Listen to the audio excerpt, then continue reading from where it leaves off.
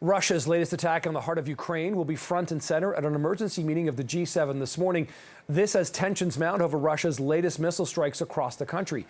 CTV's chief international correspondent, Paul Workman, joins us live from Kyiv this morning with more on this. Paul, before we get into what's happened yesterday, has today been relatively calm, or have there been more attacks? Well, the air raid sirens went off here in Kyiv at about 8 o'clock this morning, about an hour later than yesterday. There were no attacks in this city, but there certainly were attacks in other parts of Ukraine, in Zaporizhia, which has been hit a number of times over the last week or so. It was hit again this morning. There were civilians killed there. Also in Lviv, the city on the western fringe of Ukraine, was also hit today. Power stations were knocked out. They're having trouble with communications there, which is exactly what would happen, what Vladimir Putin said he was going to be doing now, which was to attack the infrastructure across Ukraine. Those power stations, heating stations, telecommunications, that sort of thing. The mask has sort of come off. Putin had been telling us all along that he was only hitting military targets, but of course now we're seeing that he's hitting those civilian targets, punishing the people of this country, if you like, by taking away their power, taking away their heat during the winter here, Nick.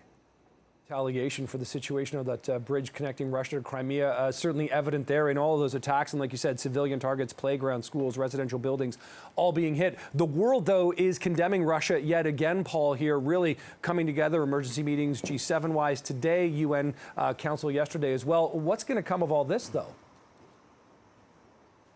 Well, condemnations are built upon words, and I think Ukraine is looking for a lot more action to come out of this meeting and other meetings they've had all along with the allies. I mean, they've had pretty decent support from the allied nations of the West, but they certainly still need and want more. And one of the things they would like to have is a better missile defense system here, something that's more advanced.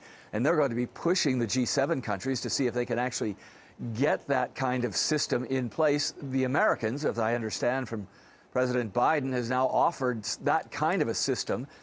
It's hard to know when it will be in place. It also feels a little bit late after what we saw yesterday with that massive retaliatory attack across the country, hitting at least 10 cities, certainly hitting this city in Kyiv quite severely. But Ukraine's President Volodymyr Zelensky continuing to be defiant in the face of the Russian, advancement and sort of aggression here. Yet again, here he continues to insist Ukraine will continue to defend itself. He really doesn't have an option there, but it is just remarkable again that resilience from the Ukrainian president, just time and time again coming out after all these blasts, saying we're not backing down, nothing's going to stop us.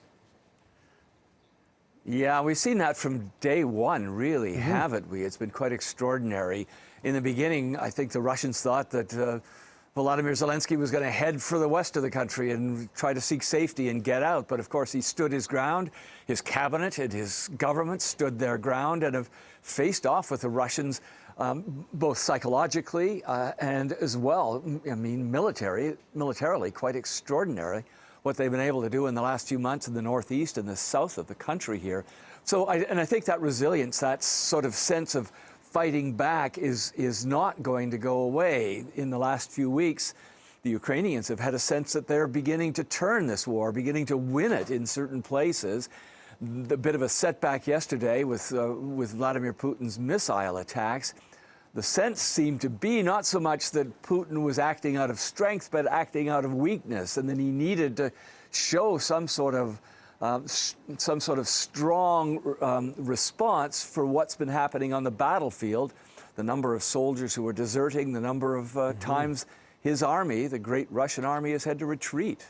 Yeah, it's been remarkable to watch indeed. And of course, CTV's chief international correspondent, Paul Workman, has sort of a front row seat to it all in Ukraine. Thanks for joining us again this morning, Paul. Appreciate the reporting as always. Thanks, Nick. Thank you.